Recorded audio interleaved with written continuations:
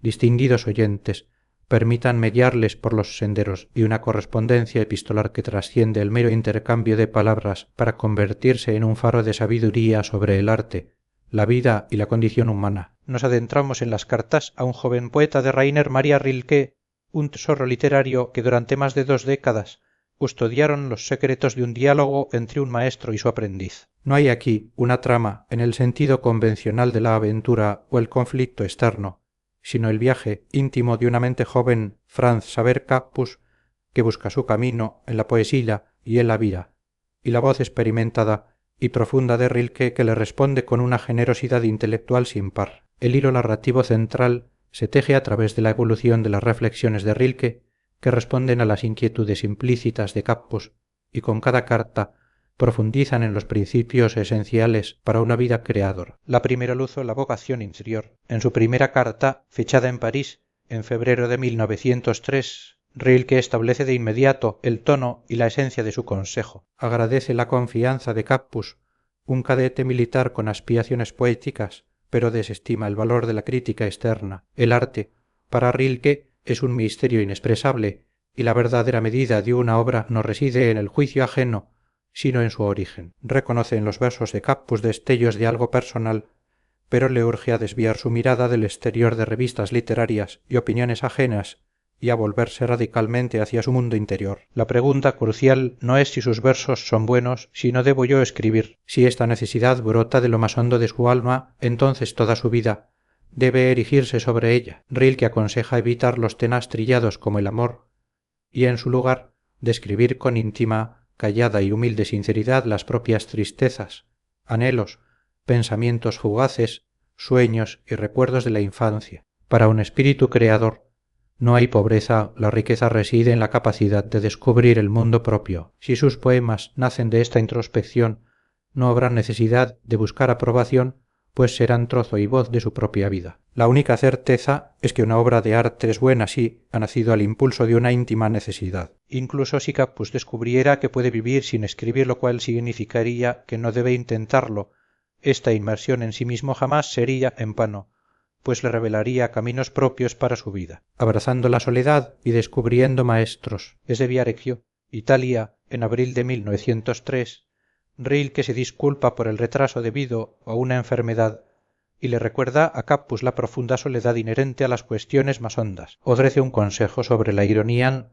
No debe ser un arma destructiva, sino, en los momentos de lucidez, un medio puro para comprender la vida. Sin embargo, si la ironía se torna demasiado íntima, debe ser confrontada con grandes y serios asuntos que revelarán su pequeñez. Es en esta carta donde Rilke introduce una recomendación trascendental, la lectura del poeta danés Hans Peter Jacobsen. Le insta a adquirir sus 6 cuentos, especialmente Mogens y su novela Nielsline. Rilke promete a Capus que estos libros le revelarán la dicha, la riqueza, la inconcebible grandiosidad de todo un mundo y que el amor por ellos se convertirá en un hilo importantísimo en la trama de su existencia. Para Rilke, Jacobsen, junto con el escultor Auguste Rodin, fueron sus grandes maestros en el arte de crear y entender la esencia de la vida, maduración artística y la trampa de la crítica. Apenas unos días después, Rilke vuelve a escribir, exultante por la entusiasta respuesta de Capus a Jacobsen. Profundiza en la lectura de Nielsline, escribiéndolo como un compendio de la vida,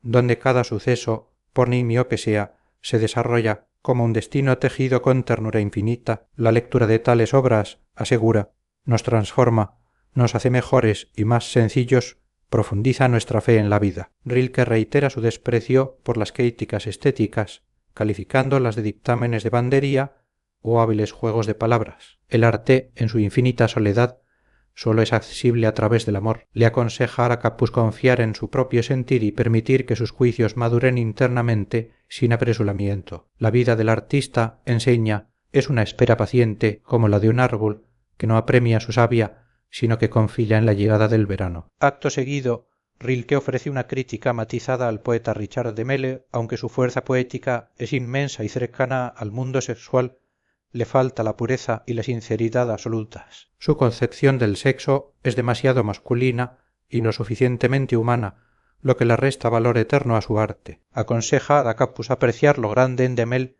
pero evitar perderse en su mundo de angustias y desorden. Vivir las preguntas a la sexualidad y el amor a la soledad. Desde Worpswede en julio de 1903, Rilke anda en la bella inquietud de Capus. Le asegura que nadie puede responder sus preguntas más profundas, salvo él mismo, volviéndose hacia la naturaleza y la sencillez. El consejo central resurge con mayor fuerza: tenga paciencia frente a todo cuanto en su corazón no esté todavía resuelto, y procure encariñarse con las preguntas mismas, no busque de momento las respuestas que necesita, viva usted ahora sus preguntas. Solo así, quizás, se encontrará viviendo la respuesta algún día. Rilke aborda el tema de la sexualidad, calificándola de dura y difícil carga, como todo lo serio en la vida. Le insta a forjar una relación propia y personal, libre de la influencia que por lo común ejercen convencionalismos y costumbres. El goce sexual es una experiencia grande, infinita, un conocimiento profundo del mundo. El mal reside en su abuso y malgasto. Rilke sugiere que la creación espiritual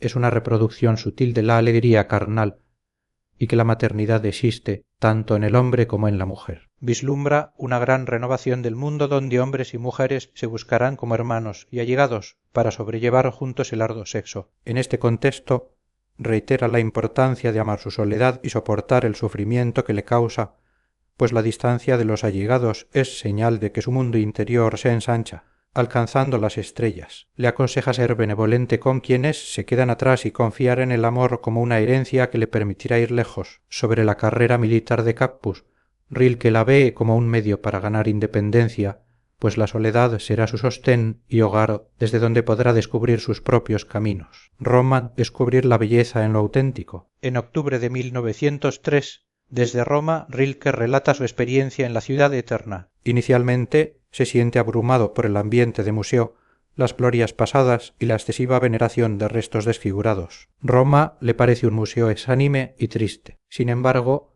tras varias semanas de esfuerzo, logra recobrarse y discernir la verdadera belleza en lo que es vital y sencillo: las aguas vivas, los jardines, las escalinatas de Miguel Ángel, que se deslizan como cascadas. Aprende a distinguir lo eterno y digno de amor de lo presuntuoso. Se prepara para buscar la quietud en una antigua galería oculta de la ciudad, esperando encontrar allí un espacio fecundo para su creación, la gran soledad y el venidero Dios. En vísperas de la Navidad de 1903, Rilke le escribe a Capus anticipando que su soledad podría pesarle más en esas fechas. Sin embargo, le exhorta a alegrarse de la grandeza de su soledad, pues su desarrollo es doloroso como el crecimiento de los niños. La clave es soledad, grande, íntima soledad. Le aconseja mirar el mundo adulto y sus pobres ocupaciones con los ojos de la infancia y a amar cuanto acontezca en lo más íntimo de su ser. Sobre la carrera militar, Rilke insiste en que todas las profesiones son difíciles y llenas de convencionalismos. A la libertad y la verdadera vida se encuentran en la soledad, cerca de la naturaleza, de los animales y de los niños. Si Capus siente que ha perdido la fe en Dios, Rilke le sugiere que quizás nunca lo poseyó, pues Dios no es un objeto que se pierde, sino el venidero, aquel que aún ha de llegar. Lo compara con el fruto supremo de un árbol, cuyas hojas somos los hombres. Invita a Capus a vivir su propia vida como una magna preñez, un inicio para él, y a contribuir a su edificación con cada acto realizado por amor, por pequeño que sea. La angustia que Capus siente podría ser, paradójicamente, una parte necesaria para el moldeamiento de este Dios futuro. El amor, la tarea más difícil. En mayo de 1904, Rilke elogia un soneto de Capus y reafirma el principio de que nuestro deber es atenernos a lo que es arduo y difícil. Se adentra entonces en la consideración del amor, que califica como quizás lo más difícil que nos haya sido encomendado, la prueba suprema. Los jóvenes, en su inexperiencia, no saben amar, deben aprenderlo a través de un largo retiro y clausura. El amor, para Rilke, es soledad, una oportunidad para que el individuo madure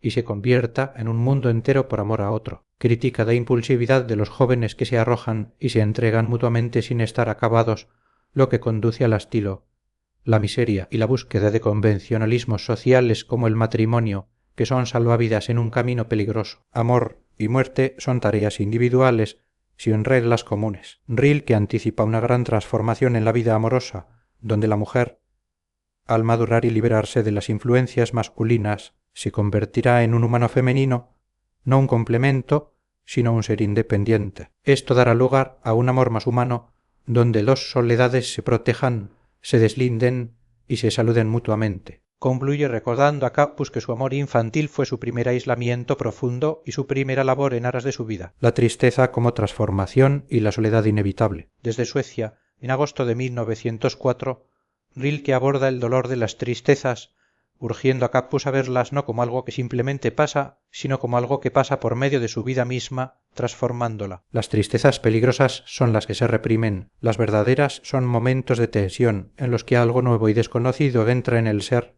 asentándose en el corazón y la sangre, convirtiéndose en destino. Es vital, entonces, permanecer solitario y alerta durante la tristeza. Rilke introduce la idea de que el destino no proviene del exterior, sino que pasa de dentro de los hombres afuera. La soledad, aclara, no es una elección, sino nuestra condición esencial, aunque pueda causar vértigo y desorientación al despojar de puntos de referencia, debe ser aceptada, pues en ella todo, incluso lo inaudito, ha de ser viable. La cobardía ante lo inexplicable, la muerte.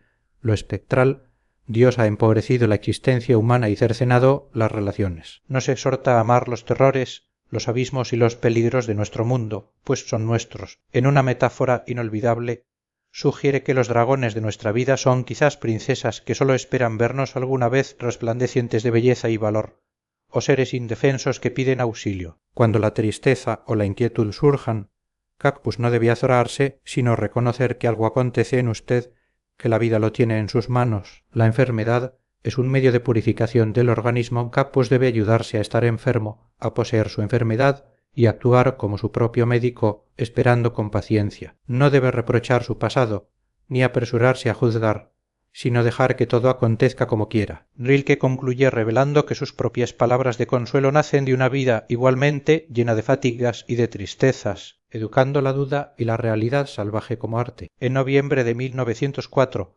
desde Suecia, Rilke vuelve a disculparse por el silencio, pero reitera su esperanza de que sus cartas sean un auxilio. Refuerza sus principios cardinales de paciencia para sufrir, sencillez para creer, intimidad con la dificultad y la soledad. La vida, insiste, tiene razón, siempre y en cualquier caso. Define los sentimientos puros como aquellos que elevan el ser por completo y los impuros como los que lo tuercen. Ofrece una perspectiva liberadora sobre la duda. Debe ser educada, transformada en virtud, en saber y en crítica. Al exigirle pruebas y argumentos, la duda dejará de ser destructora para convertirse en uno de sus mejores obreros, un constructor inteligente de su vida. La correspondencia concluye en París, a fines de 1908. Rilke se alegra por la existencia firme y determinada que Cacpus ha forjado, incluyendo su carrera militar. Reconoce que en su puesto aislado este servicio adquiere un sello de gravedad que fomenta y educa la observación individual. Rilke sentencia que también el arte es solo un modo de vivir. Uno puede prepararse para el arte en cualquier ruda realidad,